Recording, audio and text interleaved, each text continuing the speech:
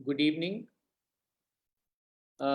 मैं doctor Saurabh Luthra, विट्रोरेटिनल surgeon दृष्टि आई institute से बोल रहा हूं और आपको आज शाम को एक बीमारी जो कि बहुत कॉमन भी है, पर्दे की बीमारी, और साथ में ही जो सेंट्रल विजन में बहुत ही गहरा असर डाल सकती है, उसके बारे में इंफॉर्मेशन दूंगा।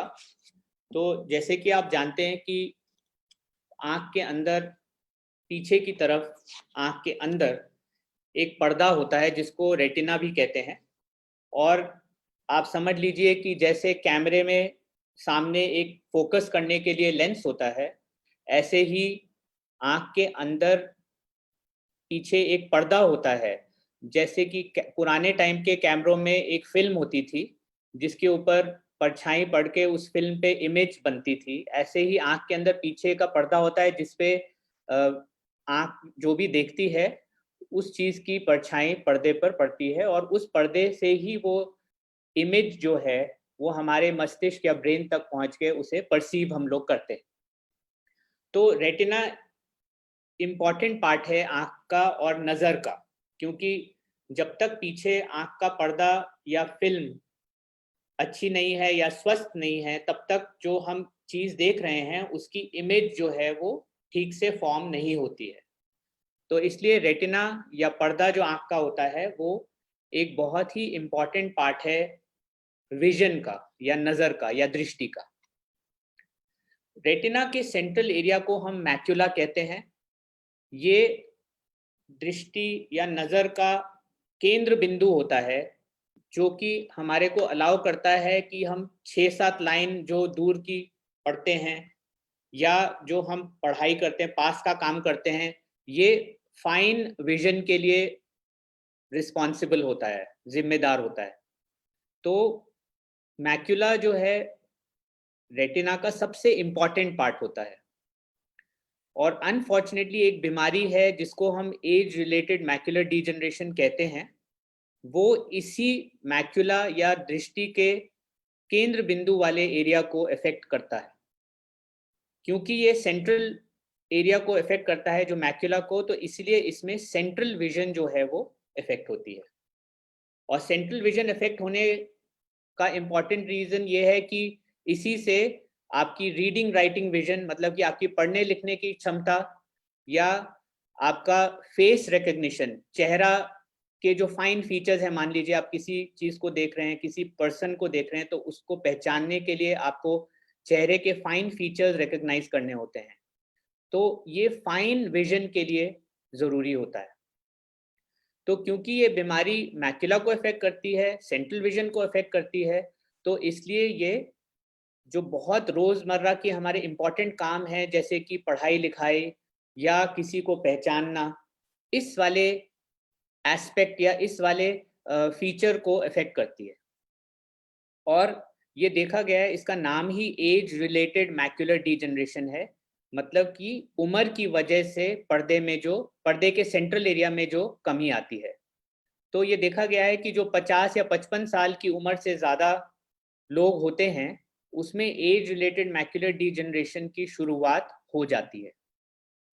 और ये हमारी कंट्री जैसे भारत है, क्योंकि ये ट्रॉपिकल कंट्री है, तो यहाँ पर हमें अल्ट्रावायलेट रेज का एक्सपोजर ज़्यादा होता है कंपेयर टू जो वेस्टर्न या जो पाश्चात्य देश हैं, जो कि थोड़े ठंडे इलाके भी हैं और जो इक्वेटर से दूर हैं, ट्रॉपिक्स के अंदर नहीं आते। तो वहाँ पर जो अल्ट्रावायलेट रेज का जो एक्सपोजर है आँख को, वो उतना ज़्यादा नहीं होता जितना कि इंडिया या ट्रॉपिकल कंट्रीज में होता है। तो इसलिए एज रिलेटेड मैक्युलर डिजनरेशन का उससे भी संबंध है, इसलिए हमारी कंट्री में ये और भी ज़्यादा देखा गया है। इनिशियल स्टेजेस में एज रिलेटेड मैक्युलर डीजनरेशन का खास पता नहीं चलता, और क्योंकि उसमें दो टाइप्स की मेनली होती हैं। उससे पहले मैं आपको थोड़ा ये बताना चाहूँगा कि वर्ल्ड में इसका कितना ज़्यादा नंबर्स हैं इस डिजीज़ के। तो लगभग 25 से 30 मिलियन लोग जो हैं वो अफेक्टेड हैं एज रिलेटेड मैक्युलर डीजनरेशन के। और यूरोप में 65 साल की उम्र से ज़्यादा जो लोग हैं उसमें 5% लोगों को एज रिलेटेड मैक्युलर डीजनरेशन होता है, और 50 से अधिक आयु का जैसे मैंने आपको बताया तो उसमें ये ज़्यादा देखने को मिलता है। और मान लीजिए 55 से 75 साल तक के लोगों में ये लगभग 1/3 मरीजों में एज रिलेटेड मैक्युलर डीजनरेशन होता है, और 75 से ज़्यादा साल की उम्र में ये लगभग 40% लोगों को अफेक्ट करता है। तो 2 टाइप्स की एज रिलेटेड मैक्युलर डीजनरेशन बीमारी होती है, उसमें ड्राई टाइप होती है और वेट टाइप होती है। ड्राई टाइप में सिम्पटम्स ज़्यादा नहीं होते इनिशियली, क्योंकि उसमें जैसे कि इसका नाम ही है ड्राई, तो इसमें पर्दे में पानी या फ्लूइड का रिसाव नहीं होता, तो इसलिए इसको ड्राई कहते हैं, और इसीलिए इसका पता शुरू में नहीं चलता है। इनिशियल स्टेजेस में ये एसिम्प्टोमेटिक होती है। एसिम्प्टोमेटिक मतलब कि मरीज को पता भी नहीं चलेगा कि उसको कोई बीमारी है, जब तक कि वो चेकअप नहीं कराएगा और क्लिनिक में जाके ऑफ्थेल्मोलॉजिस्ट और खासकर पर्दे के स्पेशलिस्ट को नहीं दिखाएगा अपनी पुतली फैला के, तब तक इसका पता चलना इनिशियल स्टेजेस में पॉसिबल नहीं होता है। Dry age related macular degeneration धीरे धीरे बढ़ता है और इसमें सिम्टम्स बहुत ज़्यादा नहीं होते। हाँ, ये है कि जब बहुत सालों तक ये dry age related macular degeneration progress करता जाता है धीरे धीरे, तो इसमें विजन पे धीरे धीरे इफेक्ट आता है। और क्योंकि ये भी सेंट्रल एरिया को ही इन्वॉल्व करता है, तो उसमें जैसे अगर dry age related macular degeneration बढ़ता जाए तो आपको देखने में धब्बे आ सकते हैं जब ये ज़्यादा प्रोग्रेस कर जाता है। और wet age related macular degeneration उसका दूसरा फॉर्म है, जो कि काफ़ी खराब फॉर्म होता है, क्योंकि इसमें बहुत ही जल्दी हफ्तों और महीनों के अंदर ही सेंट्रल विजन जो है बिल्कुल खराब हो सकता है। तो जैसे कि नाम है इसका, wet age related macular degeneration. Wet means उसमें पानी का रिसाव होता है, फ्लूइड बनता है पर्दे में, और ब्लीडिंग भी होता है, जिससे आँख की जो सेंट्रल विजन है वो बहुत ही जल्दी इफेक्ट हो जाती है। क्या रिस्क फैक्टर्स हैं एज रिलेटेड मैक्युलर डीजनरेशन के? कौन ऐसे लोग होते हैं जिसमें एज रिलेटेड मैक्युलर डीजनरेशन ज़्यादा देखा गया है? तो जैसे मैंने आपको शुरुआत में ही बताया कि जिन इलाकों में धूप का एक्सपोजर ज़्यादा होता है, जैसे कि हम लोग इंडिया में हैं, तो धूप की वजह से एक्सपोजर से भी ये देखा गया है कि एज रिलेटेड मैक्युलर डीजनरेशन ज़्यादा होता है। जो लोग धूम्रपान करते हैं, स्मोकिंग करते हैं, उनमें ये एज रिलेटेड मैक्युलर डीजनरेशन ज़्यादा देखा गया है। जिन लोगों को हाइपरटेंशन है या उच्च रक्तचाप है, ब्लड प्रेशर जिन लोगों का हाई रहता है, उनमें ये ज़्यादा देखा गया है। जिन लोगों में ओबेसिटी है, मतलब कि मोटापा है, उन लोगों में एज रिलेटेड मैक्युलर डीजनरेशन ज़्यादा देखा गया है। और जो लोग एंटीऑक्सीडेंट और मल्टीविटामिन्स, कुछ ऐसे पदार्थ होते हैं हमारी डाइट में जो कि इम्पॉर्टेंट होते हैं मिनरल्स के फॉर्म में या एंटीऑक्सीडेंट्स के फॉर्म में, तो अगर इन पदार्थों की कमी है हमारे डाइट में, तो फिर उन लोगों में भी एज रिलेटेड मैक्युलर डीजनरेशन ज़्यादा देखा जाता है। बाकी आपको जैसे मैंने बताया कि ये आयु के साथ ज़्यादा देखा गया है, एज रिलेटेड होता है, तो 50-55 साल के बाद ये शुरुआत हो जाती है इसकी, और वो फिर बढ़ती जाती है जैसे-जैसे उम्र हमारी बढ़ती है। जिन लोगों की फैमिली हिस्ट्री है, जैसे जो लोग जिनकी फैमिली में और मेंबर्स हैं या और लोग हैं उनके परिवार में जिनको ये एज रिलेटेड मैक्युलर डीजनरेशन है, तो उन लोगों में भी ये फिर ज़्यादा देखने में आता है। तो 80 टू 90% जो लोग हैं एज रिलेटेड मैक्युलर डीजनरेशन के, उनमें ये dry age related macular degeneration होता है, जो कि कम सीरियस फॉर्म है, लेकिन उसका पहले इनिशियली पता नहीं चलता। और 10% मरीजों में ये wet age related macular degeneration के फॉर्म में आता है। तो एक बार हमारे को ये डायग्नोसिस बन जाता है कि आपको एज रिलेटेड मैक्युलर डीजनरेशन है, तो फिर आगे क्या करना है? तो dry age related macular degeneration जिन लोगों को होता है, उनको कम से कम साल में एक बार चेकअप कराना चाहिए, और अगर थोड़ा-सा वो एडवांस्ड हो जाता है, तो देन 6 मंथली चेकअप रिक्वायर्ड होता है, पर्दे का चेकअप, जिससे कि हम ये मॉनिटर कर सकें कि कौन से ऐसे मरीज़ हैं जो dry age related macular degeneration से wet age related macular degeneration में कन्वर्ट हो जाएँगे। क्योंकि यूजुअली शुरुआत जैसे मैंने आपको बताया कि dry age related macular degeneration से होती है और उन्हीं मरीजों में फिर वो बाद में wet age related macular degeneration में कन्वर्ट हो जाता है, बदल जाता है। तो जिन लोगों को dry age related macular degeneration है उनको रेगुलर चेकअप बहुत इंपॉर्टेंट है। दूसरी चीज, उनको मल्टीविटामिन्स विद एंटीऑक्सीडेंट्स का सेवन करना चाहिए। अब मल्टीविटामिन्स विद एंटीऑक्सीडेंट्स हमें कैसे मिलते हैं? तो अगर आप खाने में देखें या जो ईटेबल्स हम जो खाते हैं उसमें देखें तो उसमें हरी सब्जियों में ये मल्टीविटामिन्स और एंटीऑक्सीडेंट ज़्यादा होते हैं। और पीले और नारंगी रंग के जो फ्रूट्स एंड वेजिटेबल्स हैं, जैसे कि आम हो गया, गाजर हो गया, कद्दू हो गया, इनमें ये जिनमें भी येलो और ऑरेंज पिगमेंट होता है, वो फ्रूट्स एंड वेजिटेबल्स का सेवन ज़्यादा करना चाहिए। हरी सब्जियां जैसे कि साग वगैरह है, स्पिनच है, इसमें ज़्यादा एंटीऑक्सीडेंट्स विद मल्टीविटामिन्स होते हैं। ऐसे ही जो लोग नॉन वेजिटेरियंस हैं उसमें फिश में ये एंटीऑक्सीडेंट्स एंड मल्टीविटामिन ज़्यादा होते हैं। तो इसलिए उन चीज़ों का सेवन ज़्यादा करना चाहिए जिससे कि एज रिलेटेड मैकुलर डीजनरेशन देखा गया है, स्टडीज़ में देखा गया है कि जो dry type of age related macular degeneration है उसका कन्वर्जन जो वेट में होता है खराब वाले फॉर्म में, वो पोस्टपोन हो जाता है उन लोगों में जो लोग कि ये इन एंटीऑक्सीडेंट्स और मल्टीविटामिन्स का सेवन करते हैं। ये जो हमारी डाइट में जो मैंने आपको बताया जिन चीज़ों को हमें इंक्लूड करना चाहिए, उसके अलावा ये कैप्सूल फॉर्म में भी अवेलेबल होता है। तो बहुत सारे हमारे उसमें फार्मेसी में ये मेडिसिन्स या एंटीऑक्सीडेंट्स, ये सप्लीमेंट्स कहना चाहिए, ये मेडिसिन्स तो नहीं है, सप्लीमेंट्स अवेलेबल होते हैं जिसमें कि ये एंटीऑक्सीडेंट्स और मिनरल्स की कॉम्पोजिशन होता है और उनकी मात्रा जो है वो उस तरीके से बनाई गई है कि वो आपके लिए लाभदायक हो।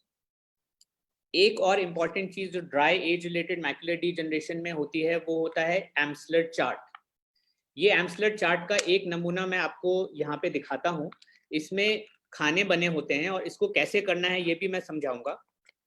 तो अगर आप देखें, आई एम नॉट श्योर कि आपको ये दिख रहा है या नहीं दिख रहा, या मैं आपको बाद में अभी स्क्रीन शेयरिंग पे दिखा दूंगा अगर अभी नहीं दिख रहा है। ये मैं आपको स्क्रीन शेयर करके दिखाऊंगा बिकॉज अभी ये आपको नहीं दिख रहा होगा शायद। तो अभी मैं इस प्रेजेंटेशन के बाद ये स्क्रीन शेयर करके आपको दिखाऊंगा ये एम्सलर चार्ट। तो एक एम्सलर चार्ट होता है जिसमें खाने खाने बने होते हैं। मैं अभी आपको स्क्रीन शेयर करके दिखाऊंगा जब मेरी टॉक खत्म होगी। तो उसमें हमें ये देखना होता है, जो पढ़ने का चश्मा है वो पहन के एक आंख बंद करके इसको चेक करना होता है कि इसमें एक सेंटर में एक ब्लैक डॉट होता है, उसके ऊपर अपनी नजर को टिका के, और इसमें जो स्क्वायर्स बने हैं वो स्क्वायर्स जो हैं बिल्कुल यूनिफॉर्म होने चाहिए, मतलब बिल्कुल बराबर होने चाहिए। और उसमें जो वर्टिकल और हॉरिजॉन्टल लाइंस हैं वो बिल्कुल स्ट्रेट होनी चाहिए, कोई भी लाइन टेढ़ी मेढ़ी नहीं होनी चाहिए। और चारों कोने जो हैं इस चार्ट के वो दिखाई देने चाहिए। और ये हमें रीडिंग ग्लासेस या पढ़ने का चश्मा पहन के इसे चेक करना होता है, one I at a time. One I at a time मतलब एक आंख बंद करके ही चेक करना होता है। इससे क्या होता है कि हम अपने पर्दे का जो सेंट्रल एरिया है जिसको हम मैक्यूला कहते हैं, जो मैं आपको पहले भी बता रहा था, तो उस मैक्यूला को घर बैठे बैठे ही मॉनिटर कर सकते हैं। ताकि मान लीजिए हमारा नेक्स्ट जो पर्दे के स्पेशलिस्ट से चेकअप है वो 6 मंथ्स में ड्यू है, और हम अगर घर पे बैठे बैठे इस चार्ट को हफ्ते में एक बार चाहे कर लें, उससे ज़्यादा ज़रूरी नहीं है, तो उसमें अगर आप ये घर पे एम्सलर चार्ट पे अपने मैक्यूला को चेक करते रहेंगे तो आपको ये पता चल सकता है घर बैठे बैठे कि कोई जो dry age related macular degeneration है कहीं वो जल्दी प्रोग्रेस तो नहीं कर रहा, कहीं वो wet age related macular degeneration में बदल तो नहीं रहा। क्योंकि मान लीजिए इन स्क्वायर्स में अगर कोई ऐसी चेंजेस आने शुरू होते हैं जैसे कि कोई टेढ़ापन है, या लाइनें अगर टूटनी शुरू होती हैं, या कोई इसमें दाग आ जाते हैं, या कोई एरिया गायब हो जाता है, तब आपको पता चलेगा कि ये मैक्यूला जो है आपका उसमें कुछ चेंजेस आ रहे हैं। तो ये बहुत इंपॉर्टेंट एक चार्ट है जिसको हम एम्सलर मॉनिटरिंग कहते हैं या होम एम्सलर मॉनिटरिंग कहते हैं। और इससे हमें ये पता चल सकता है कि ये जो dry form of age related macular degeneration है, या तो ये बढ़ रहा है या ये wet age related macular degeneration में कन्वर्ट हो रहा है। अगर ऐसा हो रहा है तो आपको तुरंत अपने रेटिना स्पेशलिस्ट के पास जाना है और चेकअप कराना है। क्यों चेकअप कराना है अब ये मैं आपको समझाऊंगा। Wet age related macular degeneration, जैसे मैंने बताया कि 10% लोगों को, जिन लोगों को एज रिलेटेड मैकुलर डिजनरेशन है, 10% लोगों को वेट वाला फॉर्म होता है। और इसमें क्या होता है, खून की नई नसें बन जाती हैं पर्दे के सेंट्रल एरिया के नीचे। और ये जो खून की नई नसें हैं, ये पर्दे के अंदर फ्लूइड और ब्लड का रिसाव कराती हैं। और ये खून की नसें जो हैं एबनॉर्मल होती हैं, असामान्य होती हैं। और इस खून और फ्लूइड के रिसाव की वजह से पर्दे का सेंट्रल एरिया या मैक्यूला जो कहते हैं, वो बिल्कुल खराब हो जाता है बहुत ही जल्दी, हफ्तों के अंदर ही। तो इसलिए ये बहुत ज़रूरी है कि ये एम्सलर चार्ट हम करके, एक आंख बंद करके जब करेंगे, तो one I at a time हमें पता चल जाएगा कि अगर पर्दे में ये dry age related macular degeneration है, कहीं वेट में कन्वर्ट तो नहीं हो गया। एक आंख बंद करना इसलिए ज़रूरी होता है कि मान लीजिए ये वेट एएमडी जो है वो एक आंख में होना शुरू हो गया है, क्योंकि दूसरी आंख में मान लीजिए ये नहीं है, तो उस आंख से जो मरीज़ है वो देखता रहेगा और उसको पता भी नहीं चलेगा कि उसकी एक आंख जो है वो काफ़ी खराब हो रही है। और ये अक्सर हमारे पास ऐसे मरीज़ आते हैं, जिनकी एक आंख में वेट एएमडी हो गई और वो ज़्यादा हो गई, तो उसमें उनको पता नहीं चला, और जब उन्होंने अच्छी आँख को कवर किया किसी रीज़न से, तो उनको एकदम से दिखाई दिया कि सेंटर में तो उनको बिल्कुल नहीं दिखाई दे रहा। तो वो बहुत लेट हो जाता है, जब बिल्कुल सेंट्रल विज़न जब चली जाती है। तो अगर हम उस स्टेज पे wet age related macular degeneration को डायग्नोज़ करते हैं, तो फिर हम उसका ट्रीटमेंट भी ऑफ़र नहीं कर पाते। उस स्टेज पे उसे ट्रीट करना बहुत मुश्किल होता है। तो इसीलिए wet age related macular degeneration को अर्ली पिकअप करना बहुत ज़रूरी है। उसमें रेगुलर चेकअप्स, कम से कम 6 महीने में एक बार पर्दे का चेकअप ज़रूर होना चाहिए। और अगर एम्सलर चार्ट पे कोई टेढ़ापन आपको दिख रहा है, या आपने कोई एरिया टूटा हुआ देखा है एम्सलर चार्ट पे, तो आपको बिना वेट किए तुरंत अपना पर्दे का चेकअप कराना चाहिए। क्योंकि wet age related macular degeneration को हम जितना जल्दी पकड़ेंगे, उतना ही हम उसका उपचार अच्छा कर पाएँगे, उतनी ही नज़र हम बचा पाएँगे। क्योंकि जिस लेवल पर ये wet age related macular degeneration हम डायग्नोज़ कर पाते हैं, हम लगभग उतनी ही नज़र बचाए रखने की उम्मीद कर सकते हैं। मान लीजिए वही मरीज़ हमें लेट मिलता है, या उसको लेट पता चलता है कि wet age related macular degeneration है, और तब तक उसकी नज़र काफ़ी कम हो चुकी है, तो हम फिर उतनी नज़र ही बचा पाते हैं। तो जितना जल्दी आप हमारे को ये इस wet age related macular degeneration में दिखाएँगे, उतना ही हम नज़र ज़्यादा बचाने की उम्मीद रख सकते हैं। तो इसका उपचार कैसे होता है? वेट एज रिलेटेड, मान लीजिए कि आपको wet age related macular degeneration का हमने डायग्नोसिस किया, तो इसमें हम कैसे उसका ट्रीटमेंट कर सकते हैं? तो 2003-2004 तक तो इसका कोई ट्रीटमेंट था ही नहीं। उसमें हमारे को फिज़िशियंस के पास कोई ऐसा ट्रीटमेंट नहीं था कि हम नज़र जो है उसमें ज़्यादा बचा पाएँ।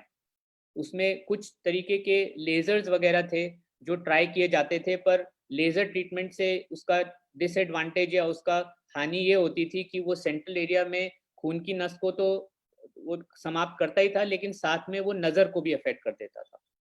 तो इसलिए 2004 तक तो जो भी ट्रीटमेंट्स थे लेज़र वग़ैरह के, वो बहुत इफ़ेक्टिव नहीं थे, और पेशेंट्स जो हैं, वो ट्रीटमेंट के बावजूद भी अपनी सेंट्रल नज़र खो बैठते थे।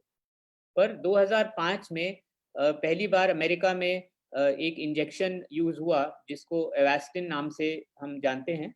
और वो था तो वो कोलन कैंसर का इंजेक्शन, मतलब जो आंतें होती हैं उनके कैंसर का इंजेक्शन था, पर वो ऑफ लेबल यूज़ हुआ 2005 में सबसे पहली बार। बेस्कम पामर आई इंस्टीट्यूट में फिल रोज़ेनफेल्ड नाम के एक डॉक्टर ने यूज़ किया था, और उससे बहुत ही मिरेक्युलस रिज़ल्ट्स हमें मिले। और वो किस कैटेगरी का इंजेक्शन था, उसको anti vascular endothelial growth factor की कैटेगरी में हम जानते हैं। तो एंटी वेजेफ इंजेक्शन बोलते हैं। एंटी वेजेफ इंजेक्शन जो है वो आँख के पर्दे में जो खून की नई नस बन जाती है वेट एएमडी में, उसको सुखाने के काम आता है। तो 2005 में जब ये इंजेक्शन यूज़ हुआ सबसे पहली बार, तो उसने इतने अच्छे रिज़ल्ट्स दिए कि पेशेंट्स की नज़र हम बचा सके उसके बाद। और सब्सिक्वेंटली अ, आने वाले सालों में और काफ़ी ऐसे इंजेक्शन डेवलप किए गए, जो कि स्पेशली आँख के लिए डेवलप किए गए, जैसे कि लुसेंटिस इंजेक्शन, या उसके बाद फिर आया आइलिया इंजेक्शन, जो कि और भी एडवांस्ड फॉर्म ऑफ इंजेक्शंस हैं एवास्टिन के कंपैरिजन में। और वो अ, ना ही उतनी नज़र बचाने की हम उम्मीद रख सकते हैं, बल्कि कुछ मरीजों में तो थोड़ी नज़र बढ़ भी जाती है इन इंजेक्शंस की यूज़ करने से। तो ये एंटी VEGF इंजेक्शंस आमतौर पे wet age related macular degeneration में हम तब लगाते हैं जबकि हम उसे जल्दी पकड़ पाए हों और वो खून की नस जो एबनॉर्मल नस है वो बिल्कुल सूख ना गई हो। ये इंजेक्शन हमें स्पेशल तरीके से स्पेशल प्रिकॉशंस लेके ऑपरेशन थिएटर में स्टेराइल एनवायरनमेंट एसेप्टिक प्रिकॉशंस लेके करना पड़ता है।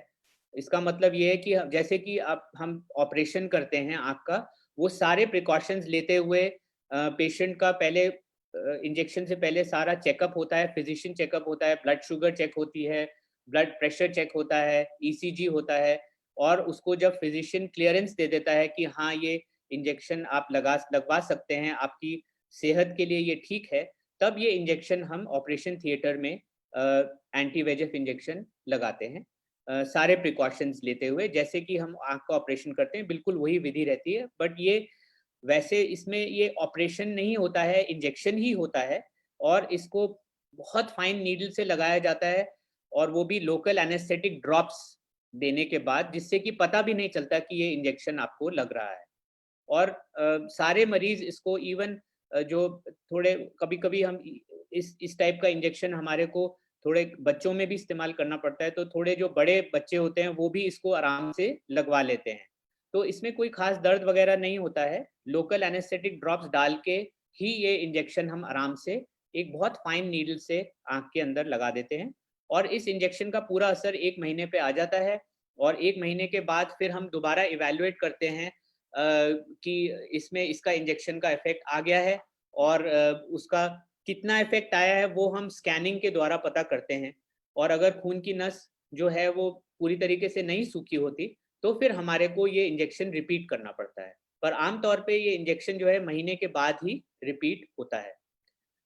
एज रिलेटेड मैक्यूलर डीजनरेशन जो वेट फॉर्म है उसमें अक्सर ये इंजेक्शन जो है 3 मंथली डोजेस के लिए दिया जाता है। शुरुआत जो होता है ट्रीटमेंट का वो 3 कंसेक्यूटिव डोजेस दी जाती हैं, मतलब कि 3 डोजेस लगातार हर महीने पर दी जाती हैं 1 महीने के गैप पे।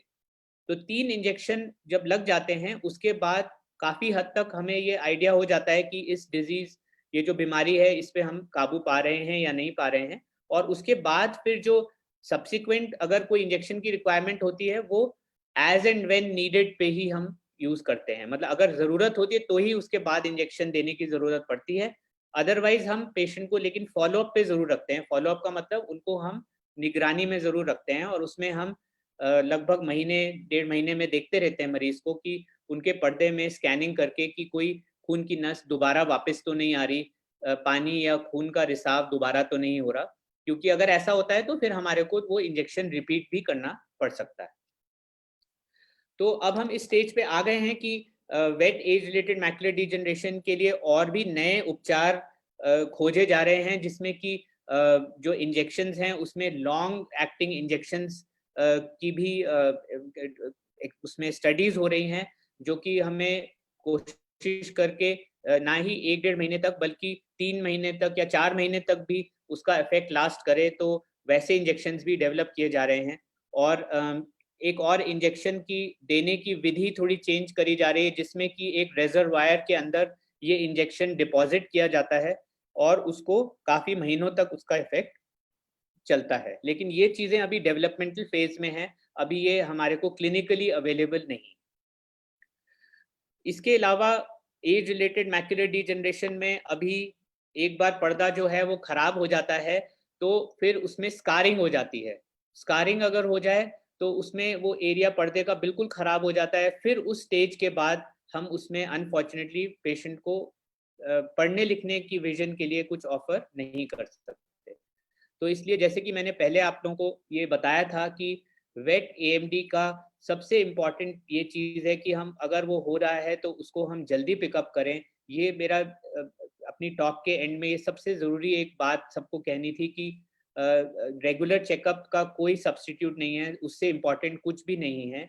रेगुलर चेकअप कराना पर्दे का पुतली फैला के 50 साल की उम्र के बाद वो अनिवार्य है। कम से कम साल में 1 बार, अगर साल में 1 बार 6 महीने में नहीं करा सकते तो साल में 1 बार ज़रूर कराना है।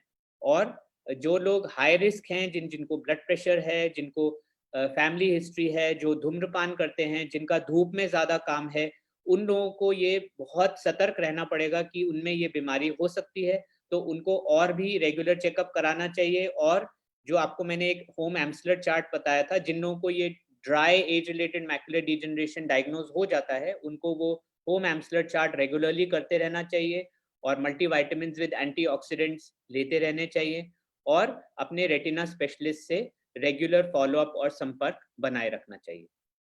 तो ये मोटी मोटी बातें थी एज रिलेटेड मैकुलर डिजनरेशन की, जो मैं आपसे शेयर करना चाहता था। और अगर आपके इस विषय में कोई प्रश्न है तो मैं I will be willing to answer them. I'll be happy to answer them.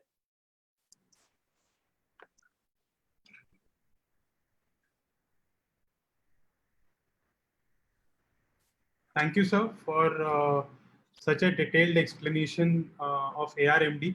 जो भी मैक्सिमम कवर हो सकता था तो वो I think sir already cover कर चुके हैं, पर जो कुछ क्वेश्चंस हैं जो कि यहाँ पे पूछे गए हैं तो most of them are covered, पर जस्ट टू रिवाइज देम, तो somebody has asked की treatment for wet macular degeneration.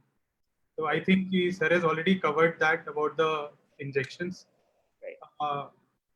And then somebody has asked कि dry से wet में जाने में time कितना लगता है? ये अच्छा प्रश्न है आपका। इसमें यही है कि जो यूजुअली सालों साल तक कई बार dry age related macular degeneration wet में कन्वर्ट नहीं होता है, बट ऑन एन एवरेज 1-2 साल 3 साल से लेके भी 5-10 साल तक भी dry age related macular degeneration जो है वो वेट में नहीं कन्वर्ट होगा। तो जरूरी नहीं है कि सब dry age related macular degeneration के पेशेंट्स में ये वेट में कन्वर्ट हो ही जाएगा, बट एक बार dry age related macular degeneration diagnose हो जाता है तो उसको हम, जैसे मैं पहले भी बता रहा था, कि कम से कम साल में एक बार हम जरूर पर्दा चेकअप करना चाहेंगे, क्योंकि वो कन्वर्ट हो सकता है। और उससे पहले आप जो होम एम्सलर चार्ट करेंगे तो उससे हमें पहले ही पता चल जाएगा कि भाई अगर आपको ये प्रॉब्लम हो रही है। तो dry age related macular degeneration तो बहुत ही स्लोली प्रोग्रेसिव होता है, बट यस, हमें चिंता रहती है कि wet age related macular degeneration ना हो जाए, तो इसीलिए पीरियोडिक चेकअप जरूरी है। Then somebody has asked कि my grandmother or grandfather they had age-related macular degeneration, so how prone I am to get it? Like what are my chances? तो family history जो है बहुत इंपॉर्टेंट होती है, और जैसे कि मैंने पहले बताया कि फैमिली हिस्ट्री अगर पॉजिटिव है तो ये एक रिस्क फैक्टर बन जाता है, क्योंकि 3 गुना ज्यादा चांस हो जाता है आपका, अगर आपको आपके फैमिली में किसी को ये एज रिलेटेड मैकुलर डिजनरेशन था, जैसे कि आप बता रहे हैं आपके ग्रैंड पेरेंट्स में ये था, तो नॉर्मल पर्सन से 3 टाइम्स ज्यादा रिस्क होता है आपको भी एज रिलेटेड मैकुलर डिजनरेशन होने का। Thank you, sir. Then somebody has asked कि if somebody has started with dry age-related macular degeneration, तो उसको क्या हम क्योर कर सकते हैं पूरा कि वो आगे बढ़े ही नहीं और वेट में नहीं जाए? राइट। तो ये भी अच्छा प्रश्न है। अनफॉर्चुनेटली अभी हमारे मेडिकल साइंस ने इतना तरक्की या इतनी प्रगति नहीं की है कि हम dry age related macular degeneration को रोक पाएं या रिवर्स कर पाएं। क्योर का मतलब होता है कि हम कोई ऐसा ट्रीटमेंट करें कि जिससे कि आंख का पर्दा बिल्कुल नॉर्मल हो जाए और जो चेंजेस हैं वो रिवर्स हो जाएं और वो नॉर्मल हो जाए। लेकिन unfortunately dry age related macular degeneration का कोई क्योर नहीं है। इसको सिर्फ ताकि ये wet age related macular degeneration में कन्वर्ट ना हो जल्दी, उसी के लिए वो हम एंटीऑक्सीडेंट्स विद मल्टीविटामिन एडवाइस करते हैं। और इसमें धीरे धीरे over time dry age related macular degeneration भी प्रोग्रेस ही करता है, उसको हम रोक नहीं पाए हैं अनफॉर्चुनेटली। ना क्योर कर सकते हैं और ना ही उसको रोक सकते हैं बिल्कुल। So somebody has asked a very detailed question कि initially when I got wet ARMD तो I was given Avastin, फिर my doctor told कि Avastin is not working, तो फिर मुझे दूसरे इंजेक्शन पे शिफ्ट किया, लास्ट में I am now getting Eylea, तो should they have given Eylea from the beginning कि ये आगे बढ़ता ही नहीं, तो they want to know about this. Again अच्छा प्रश्न है। इसमें ये देखा गया है कि एज रिलेटेड मैकुलर डिजनरेशन जो वेट फॉर्म होता है, जिसके लिए ये इंजेक्शन यूज होते हैं, जैसे मैंने आपको बताया, तो इसमें जो सबसे स्ट्रॉन्ग इंजेक्शन अभी तक जो अवेलेबल है वो आइलिया है। अब कोई भी बीमारी को अगर आप ट्रीट करेंगे तो उसको हम स्ट्रॉन्गेस्ट मेडिसिन से, एक ये जनरल एक प्रिंसिपल होता है हमारे मेडिसिन का कि हम कभी भी कोई बीमारी को स्ट्रॉन्गेस्ट मेडिसिन देके नहीं ट्रीट करते। सबसे पहले हम कोशिश करते हैं कि जो रेगुलर मेडिसिन है या जो माइल्डर मेडिसिन है उसी से उसका उपचार हो जाए तो वो बेहतर है। क्यों ऐसा होता है? क्योंकि हम चाहते हैं कि हमारे पास रिजर्व में कुछ हो। रिजर्व में मतलब कि मान लीजिए एक एजेंट, जैसे आपने शेयर किया कि आपको एवास्टिन लगा और बाद में वो एवास्टिन का इफेक्ट आना बंद हो गया तो आपको दूसरा इंजेक्शन दिया गया और फिर उसका इफेक्ट आना बंद हो गया तो फाइनली आपको आइलिया दिया गया। तो हमारे पास अगर हम शुरू में ही आइलिया यूज कर देंगे क्योंकि वो स्ट्रॉन्गेस्ट एजेंट होता है और गॉड फॉरबिड वो भी एक्ट करना अगर बंद कर दे तो फिर हमारे पास रिजर्व कुछ नहीं बचेगा। तो आमतौर पे हमारी कोशिश यही होती है कि हम माइल्डर इंजेक्शन यूज करें।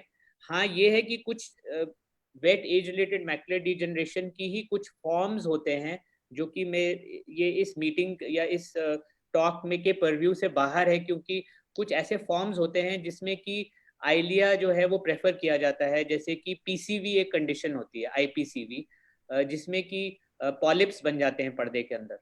तो उस कंडीशन में आइलिया क्योंकि सबसे इफेक्टिव अभी तक का इंजेक्शन माना गया है, तो कई बार ऐसे मरीजों में जब ज्यादा प्रॉब्लम हो और आईपीसीवी की डायग्नोसिस हो तब हम आइलिया से ही ट्रीटमेंट की शुरुआत करते हैं।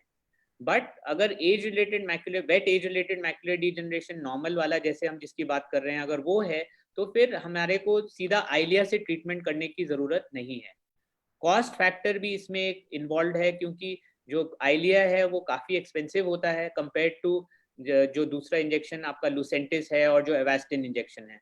तो इसलिए हम कॉस्ट का जो फैक्टर है उसको भी ध्यान में रखते हुए सीधा आइलिया से हम जो ट्रीटमेंट है वो शुरू नहीं करते। Thank you, sir. I think you already covered it, but somebody has again asked कि how frequently patient need injections for AMD. Right. तो जब ट्रीटमेंट शुरू करते हैं तो जैसे कि मैंने बताया कि आजकल जो स्टैंडर्ड प्रोटोकॉल है wet age related macular degeneration का उसमें 3 मंथली कंसेक्यूटिव इंजेक्शंस तो लगते हैं। मतलब कि हर महीने 3 इंजेक्शंस आपको महीने महीने पे 3 इंजेक्शंस लगेंगे हर महीने, मतलब रिपीटेड। 3 इंजेक्शंस के बाद उसका जब पूरा नेट इफेक्ट आ जाता है तब हम ये देखते हैं कि उसमें खून की नस में कोई एक्टिविटी बची है या नहीं बची है, कोई फ्लूइड है या नहीं है, और वो खून की नस पूरी तरह से शांत हो गई है या नहीं हो गई है। अगर वो पूरी तरीके से शांत हो गई है तब हम आपको और इंजेक्शन इमीडिएटली एडवाइज नहीं करते, आपको फॉलोअप पे रखते हैं। मतलब कि आपको क्लोज मॉनिटरिंग में, नियंत्रण में रखते हैं, अपने सुपरविजन में रखते हैं ताकि वो खून की नस कहीं वापस ना आ जाए। और अगर 3 इंजेक्शन के बाद इफेक्ट आता है लेकिन पूरी तरीके से खून की नस में एक्टिविटी खत्म नहीं हुई है तब हम आपको और इंजेक्शन एडवाइस करते हैं। बट यूजुअली महीने के इंटरवल पर ही इंजेक्शन वो रिपीट किया जाता है। Thank you, sir. So somebody has asked that my grandmother, she has never visited an ophthalmologist, and we don't have the Amsler chart. So how can I make sure that what is the symptom that she will tell me that can help me to find out does she have any of these? Right. So the thing is that the symptoms in dry age-related macular degeneration, as I told you, may not be there at all, or they may be very mild, or they may not be significant. So dry age-related macular degeneration may be totally asymptomatic. आपकी grandmother may not have any symptoms at all. So it will be difficult to diagnose just on the basis of an Amsler chart. Although Amsler chart is available online on the net, you can get it anywhere. You can get a printout of that. So that is not difficult. But जो Amsler chart है, that is not really to diagnose dry age-related macular degeneration. It is more for seeing the conversion of dry age-related macular degeneration into the wet form. So home Amsler chart या Amsler monitoring या Amsler chart का जो use है वो mainly conversion के लिए use होता है फ्रॉम ड्राई टू वेट, या वो मरीज जिसको dry age related macular degeneration का डायग्नोसिस ऑलरेडी बन गया है उसमें प्रोग्रेशन देखने के लिए। तो इसलिए अगर उन्होंने कभी चेकअप कराया ही नहीं आज तक और अगर उनको कोई सिम्टम्स नहीं भी हैं तो भी ऐसा जरूरी नहीं है कि उनको एज रिलेटेड मैकुलर डिजनरेशन नहीं है। हाँ ये है कि जब एज रिलेटेड मैकुलर डिजनरेशन थोड़ा एडवांस हो जाता है तो उनको टेढ़ापन महसूस हो सकता है, पढ़ने लिखने में कोई अक्षर जो हैं वो टेढ़े मेढ़े दिख सकते हैं, किसी के शक्ल को अगर वो देख रहे हैं, अगर उसके फेस को देख रहे हैं, तो उसमें उनको अगर ज़्यादा प्रॉब्लम है एज रिलेटेड मैकुलर डिजनरेशन की वजह से, तो उसमें उनके फीचर्स देखने में दिक्कत हो सकती है। तो विजन के सेंट्रल एरिया को क्योंकि ये अफेक्ट करता है, तो रीडिंग राइटिंग विजन और फेस रिकग्निशन विजन को ये पहले अफेक्ट करता है। तो ये सिम्टम्स यूजुअली होते हैं एज रिलेटेड मैकुलर डिजनरेशन के, कि वो सेंट्रल विजन को अफेक्ट करता है। तो धब्बे दिख सकते हैं, टेढ़ापन दिख सकता है, ये यूजुअली सिम्टम्स होते हैं as related macular degeneration. So then somebody has asked कि जैसे डायबिटिक रेटिनोपैथी में लेजर होता है, तो इसमें भी लेजर कर सकते हैं क्या? जैसे कि मैंने बताया था 2005 से पहले क्योंकि इंजेक्शंस नहीं थे अवेलेबल, तो इसके लिए लेजर किया जाता था। बट प्रॉब्लम डायबिटीज में जो लेजर होता है वो साइड के पर्दे में लेजर होता है। कभी भी हम सेंट्रल पर्दे के ऊपर, खासकर जो दृष्टि का केंद्र बिंदु है, मैक्युला है, उसके अंदर लेजर नहीं करते हैं, क्योंकि जहां से हम नजर बिल्कुल स्पष्ट नजर देख रहे हैं, अगर हम उसी को लेजर कर देंगे तो फिर वो खराब हो जाएगा, मतलब वो उसका हार्मफुल इफेक्ट ज्यादा होगा।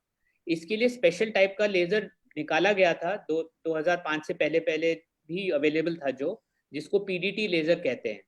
लेकिन पीडीटी लेजर का, जैसे मैंने पहले भी बताया था, कि ये डिसएडवांटेज था कि उससे भी नजर पे थोड़ा सा नेगेटिव इफेक्ट पड़ता था, और वो खून की नस को सुखाने के साथ साथ नजर को भी कम कर देता था। तो इसलिए पीडीटी लेजर आजकल बहुत रेयरली यूज होता है। मोस्टली वो यूज होता है एज अ सप्लीमेंट। सप्लीमेंट मतलब कि मान लीजिए हमने इंजेक्शन दिया है और हम चाहते हैं, और वो भी सर्टेन कंडीशन में, सारे वेट एएमडी वाले केसेस में नहीं, कुछ ही कंडीशंस में, बहुत रेयरली, बहुत ही कम केसेस में अब पीडीटी लेजर की यूज होता है, और वो भी as a supplement to the injection, injection को सपोर्ट करने के लिए। लेकिन एज अ प्राइमरी मोडालिटी अब पीडीटी लेजर जो है वो भी यूज नहीं होता। मेनली इंजेक्शंस ही मेन स्टे हैं, अभी मेन ट्रीटमेंट मोडालिटी है वेट एएमडी के लिए। Thank you, sir. Then sir, someone has asked if somebody is already suffering with wet AMD, तो sun exposure से will it worsen the condition? Yes, so जैसे मैंने बताया कि क्योंकि अल्ट्रावायलेट रेज से ज़्यादा हम इफेक्ट होते हैं, एंड यहाँ पे यूवी रेज जो हैं वो ट्रॉपिकल क्लाइमेट्स में इंडिया में जैसे कि ज़्यादा हैं, तो वेट एएमडी भी है अगर किसी को, या वेट एएमडी नहीं भी है, इवन अगर dry age related macular degeneration है, या इवन अगर एएमडी है ही नहीं तो भी यूवी रेज से प्रोटेक्ट रखना अच्छी बात है। सन ग्लासेस यूज करना अच्छी बात है, क्योंकि उससे हम यूवी रेज जो हार्मफुल रेज हैं सनलाइट में, वो उसको हम ब्लॉक करेंगे, और वो एज रिलेटेड मैकुलर डिजनरेशन को प्रोग्रेशन में हेल्प करती हैं। तो इसलिए चाहे मरीज को कोई प्रॉब्लम नहीं है, या मरीज को dry age related macular degeneration है, या मरीज को wet age related macular degeneration है, सबको ही सन ग्लासेस पहन के इन सनलाइट से प्रोटेक्ट करने की जरूरत है। So somebody has asked कि मेरे फादर को आइलिया इंजेक्शन के लिए बताया गया था, पर ये बोला गया कि 1% चांस है पर्दा फटने का, तो व्हाट इज दैट? तो देखिए, जो ये जैसे मैंने आपको बताया कि जो हम ये इंजेक्शन हम देते हैं, सारे प्रिकॉशंस लेते हुए देते हैं, एसेप्टिक प्रिकॉशंस, ऑपरेशन थिएटर में ये इंजेक्शन दिया जाता है, और आफ्टर फिजिशियन क्लियरेंस ये दिया जाता है। सारे प्रोसीजर्स के पोटेंशियल रिस्क्स होते हैं, जो कि अब जैसे मान लीजिए मैं आपको उदाहरण के तौर पे बताऊं कि आप सड़क पर जा रहे हैं, तो इसमें कोई गारंटी तो नहीं दे सकता ना कि आपका एक्सीडेंट नहीं होगा। अब अगर अनफॉर्चुनेट हैं और बैड लक है और आपने सब प्रिकॉशंस भी लिए, लेकिन फिर भी किसी ने आके अगर एक्सीडेंट कर दिया और एक्सीडेंट हो गया, तो ऐसे ही कोई भी हम इंट्राक्युलर प्रोसीजर करते हैं, या वो कोई छोटी सर्जरी मान लीजिए या बड़ी सर्जरी मान लीजिए, तो उसमें पोटेंशियल रिस्क होते हैं। पोटेंशियल रिस्क मतलब कि रिस्क फैक्टर्स थोड़े बहुत, चाहे आप उसको 0.5% माने, 0.1% माने, तो वो रिस्क तो रहते ही हैं। अगर हम रिस्क फ्री, तो हम कोई भी काम नहीं कर सकते। तो वो बहुत रेयर होता है कि भाई पर्दा फट जाए इंजेक्शन देने के बाद, बट नॉन रिस्क फैक्टर है कि भाई हम ये इंजेक्शन अगर दे रहे हैं तो थोड़ा बहुत रेयर, बहुत ही कम केसेस में ऐसा हो सकता है कि भाई पर्दे पे कुछ ऐसा इफेक्ट आए कि पर्दे में पर्दा फट जाए, और या कोई और इन्फेक्शन वगैरह हो जाए, जो और रिस्क फैक्टर्स हैं। बट ये रिस्क फैक्टर्स हम कॉमनली देखने में नहीं आते, बहुत रेयरली होता है। मतलब लाखों इंजेक्शन हम दिए जाते हैं, बट उसमें भी ये देखने को नहीं मिलता है, क्योंकि उसकी जो पॉसिबिलिटी है वो बहुत ही कम होती है, जो चांसेस हैं उसके बहुत ही रेयर होते हैं, बहुत ही कम, तो ना के बराबर ही मानिए आप। लेकिन ये कि कोई भी हम प्रोसीजर करते हैं आँख में तो वो बिना पोटेंशियल रिस्क के, थ्योरेटिकल या पोटेंशियल रिस्क माने उसको, कि वो एक्चुअली होता नहीं है, बट हाँ हमें पता है कि हाँ ये कभी हुआ है, तो इसलिए हमें पता है कि हाँ ये पॉसिबिलिटी है, बट वो बहुत ही रेयर पॉसिबिलिटी होती है कि ऐसा हो जाए।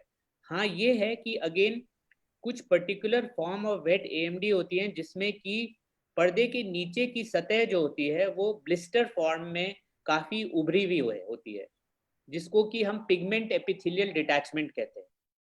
अगर वो बहुत उभरा हुआ है और टाइट है तो इस तरीके के इंजेक्शन के बाद उसमें थोड़ा सा रिप होने का चांस होता है, जिसको हम आरपी रिप कहते हैं।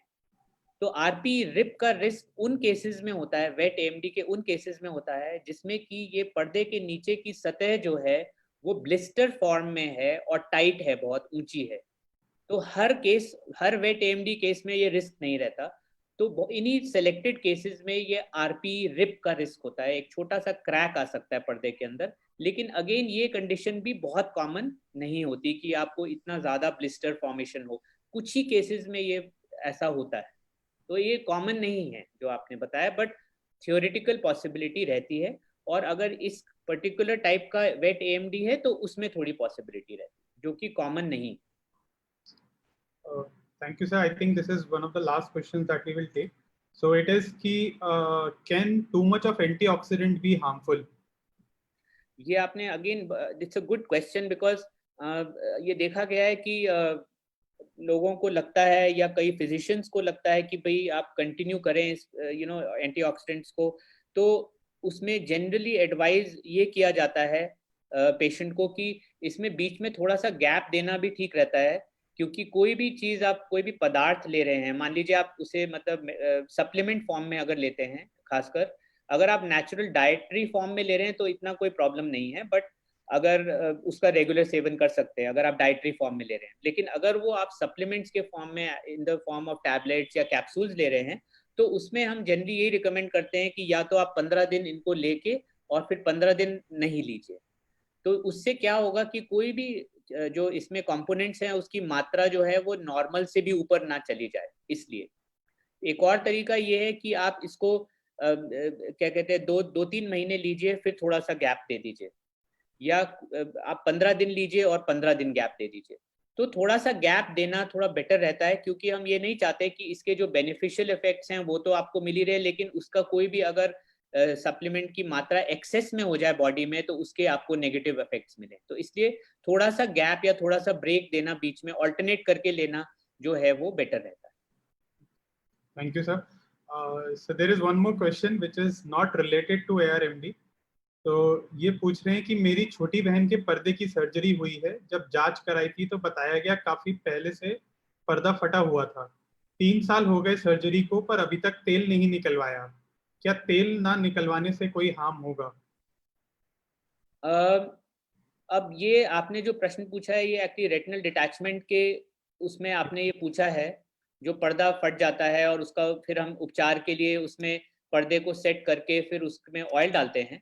लेकिन ये इसमें ये कोई जनरलाइज हम नहीं कर सकते, मतलब हम ये नहीं कह सकते पक्के तौर पर बिना देखे हुए, बिना एग्जामिन करे हुए, और हर केस अलग तरीके का होता है।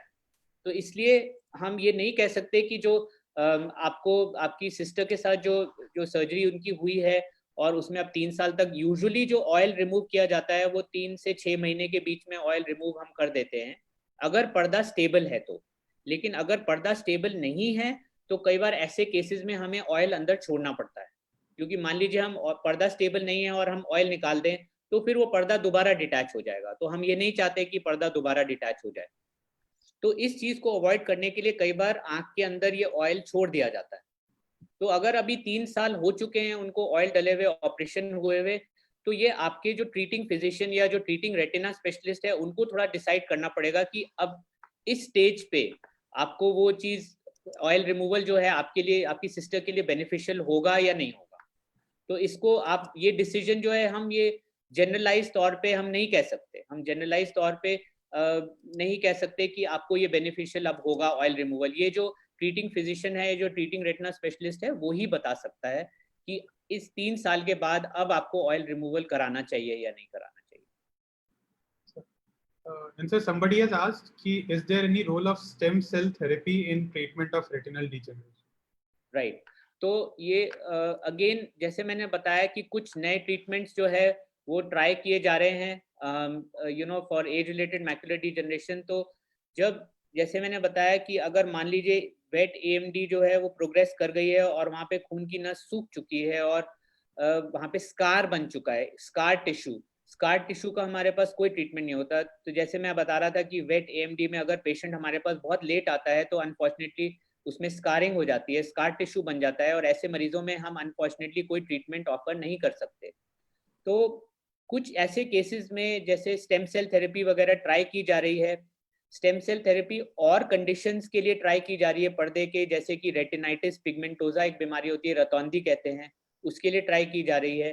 तो कुछ केसेस के लिए ये अभी तक स्टेम सेल थेरेपी ट्राई की जा रही है और इवन जीन थेरेपी ट्राई की जा रही है, बट अभी तक इसमें हमें रिजल्ट्स ऐसे नहीं मिले कि जो कि हम पेशेंट्स को हम ऑफर कर सकें, क्योंकि ये चीज़ें अभी एक्सपेरिमेंटल फेज में हैं, अभी इसमें रिसर्च चल रहा है, इसमें अभी ट्रायल्स होंगे। जब वो ट्रायल्स के थ्रू कोई चीज़ अवेलेबल हो जाती है क्लिनिकल यूज़ के लिए, पेशेंट्स के लिए, तब हम वो पेशेंट्स को ऑफर कर सकते हैं। बट फिलहाल अभी स्टेम सेल थेरेपी जो है वो कोई बहुत सेटिस्फैक्टरी या कोई उसके रिजल्ट्स इतने अच्छे नहीं आए हैं कि वो हम पेशेंट्स को ऑफर कर पाएँ।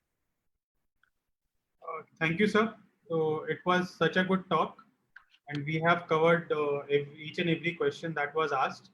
So I think you wanted to screen share your AMSLA chart. Yes. So I am just kind of pulling it out on my, this thing on my Google, and I will just show you that. मैं वही अभी आपको दिखाऊंगा, अभी share करूंगा आपके साथ। तो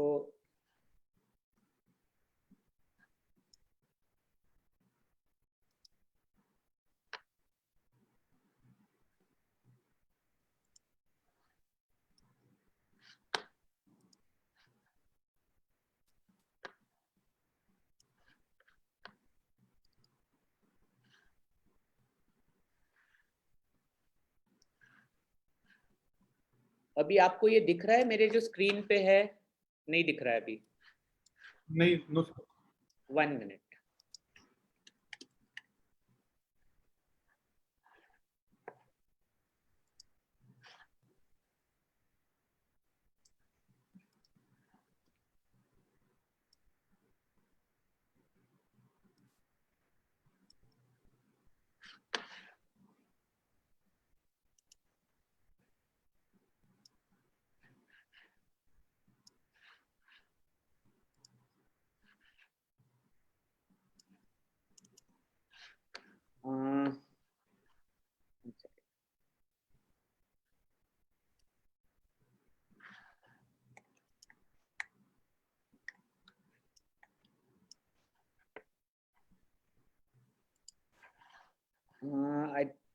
मुझे इसको कैसे मैं दिखाऊं, 1 सेकेंड रुकिए, मैं कोशिश कर रहा हूँ।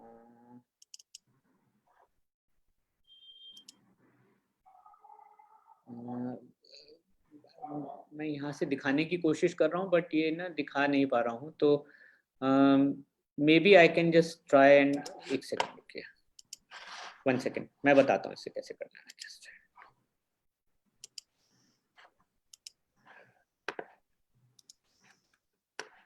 अभी मैं आपको दिखाता हूँ। ये है ये चार्ट, ये मेरे अपने हाथ में ही पकड़ा हुआ है, मुझे लग रहा है शायद आपको ऐसे दिख जाए। Yes, sir, it's visible now. या तो ये चार्ट जो है इसको हम एम्सलर चार्ट कहते हैं, और इसमें सेंटर में आप देखेंगे तो पहले तो देखेंगे कि ये स्क्वायर खाने बने हुए हैं इसमें, और इसमें वर्टिकल और हॉरिजॉन्टल लाइंस हैं, और इसके सेंटर में बिल्कुल एक ब्लैक डॉट है। तो इसको कैसे करना होता है कि इसको पढ़ने का चश्मा पहन के, और ये सेंटर में जो ब्लैक डॉट है इस पे नज़र अपनी फिक्स करनी होती है, एक आंख बंद रखते हुए।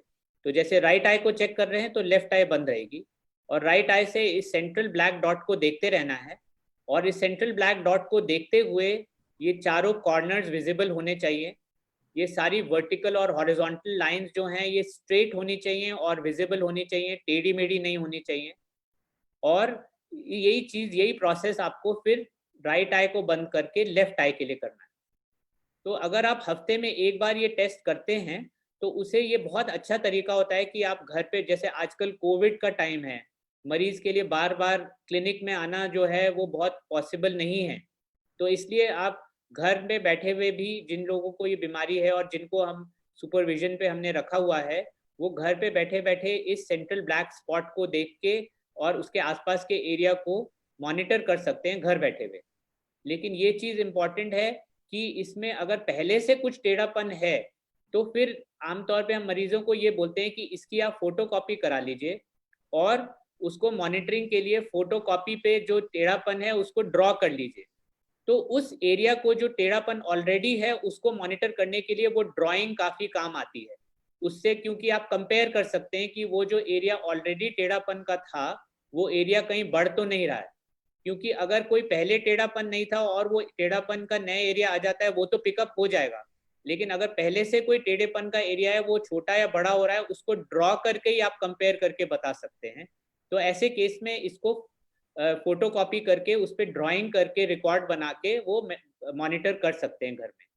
दूसरी चीज ये है कि इसको फोल्ड करके नहीं रखना होता कभी भी, क्योंकि इसको अगर आप फोल्ड करके रख देंगे तो उसमें आर्टिफिशियली वो टेढ़ापन आपको दिखेगा जो ग्रिड है, तो इसलिए इसे फोल्ड नहीं करना है। तीसरी चीज, इसको एक ऐसी जगह रखना होता है जहां पर आपको हफ्ते में ये दिखती रहे कि हाँ ये मेरे को करना है। तो याद दिलाने के लिए आपको एक ऐसी कन्वीनियंट जगह रखना होता है जहां पे आपको ये याद आ जाए। कहीं कहें तो आप इसको फ्रिज पे लगा लीजिए, कहें तो आप इसको मान लीजिए बाथरूम में लगा लीजिए, जिससे कि आपको ये याद रहे कि हाँ हफ्ते में मुझे एक बार एक आंख बंद करके पढ़ने का चश्मा पहन के ये अपना सेंट्रल एरिया मैक्यूला को मॉनिटर करना है। तो वो याद दिलाएगा आपको। ये एम्सलर चार्ट होता है और ये चार्ट जो है ये बहुत फ्रीली अवेलेबल है ऑनलाइन। गूगल पे जाके अगर आप एम्सलर चार्ट डालेंगे तो ये आ जाता है और इसका प्रिंट आउट लेके घर पे भी इसको निकाल के प्रिंट यूज कर सकते हैं। Thank you, sir. I think before closing, we got one more question. Sure. This is by Mr. Parmanand Prajapati. So he says he is one of your old students. Yes. Yes. He was a student and he was a very sincere.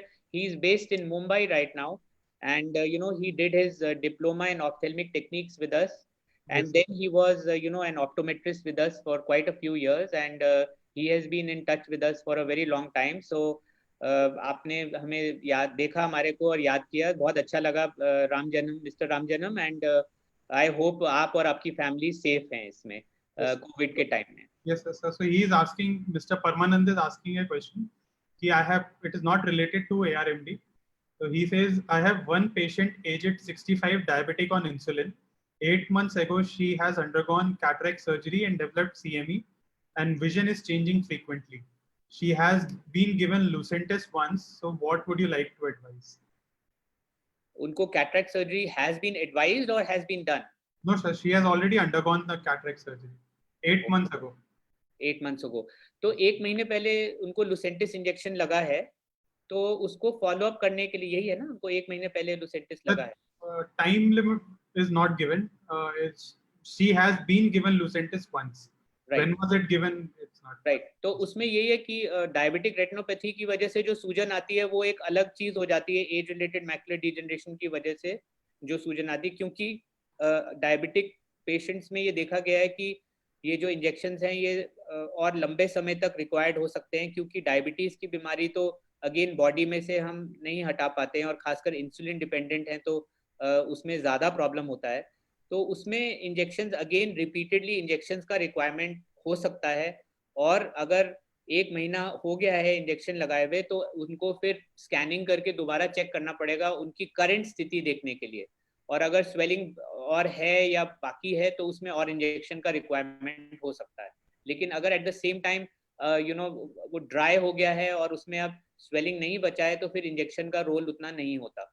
तो उसे एक continuous process है ये supervision का या जो monitoring का, उनको वो कंटिन्यू रखना पड़ेगा अपने रेटिना स्पेशलिस्ट के साथ। इसमें ये एक ऑन गोइंग प्रोसेस है, इसको हम वो खत्म नहीं कर सकते। मतलब इसको हम ऐसे वन टाइम ट्रीटमेंट मान के नहीं चल सकते कि भाई एक इंजेक्शन लग गया और कैटरेक्ट निकल गया और अब कभी भी कोई प्रॉब्लम नहीं होगी, ऐसा नहीं होता है। उनको फॉलो अप पे रहना पड़ेगा और कंटिन्यूअस अपने रेटिना स्पेशलिस्ट को दिखाते रहना पड़ेगा। स्कैनिंग के द्वारा फिर पता चलेगा कि आगे क्या ट्रीटमेंट की रिक्वायरमेंट है।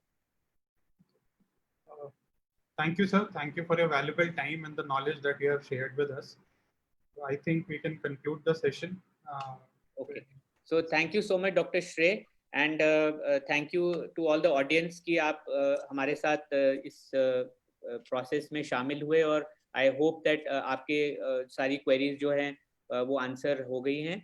और मैं इन्हीं वर्ड्स के साथ ये अपनी एक तो टीम को भी थैंक करना चाहूँगा, दृष्टिया इंस्टीट्यूट की, जिन्होंने ये मेहनत करके ये इंफॉर्मेशन पीस पुट टुगेदर किया एंड आप तक पहुंचाया। और यही कहना चाहूँगा कि इस कोविड के टाइम में अपने आप को आप सेफ रखें, घर पर सुरक्षित रहें, और खासकर जो 60 या 65 साल के लोग एज से ज़्यादा हैं और जिनको कोमॉर्बिडिटीज़ हैं जैसे कि ब्लड प्रेशर, शुगर वगैरह है, वो इस टाइम पे ज़्यादा बाहर नहीं निकलें जब तक कि बिल्कुल रिक्वायर्ड ना हो। और अगर रिक्वायर्ड है तो डेफिनेटली आप फिर जैसे अगर आँख की प्रॉब्लम है और आप देहरादून में हैं या बाहर हैं, और हमारे तक आप ज़रूर आ सकते हैं, इमरजेंसीज के लिए भी आ सकते हैं, और अगर कोई सिग्निफिकेंट आई की प्रॉब्लम है तो उसको दिखाने के लिए भी आ सकते हैं। Thank you so much. Thank you.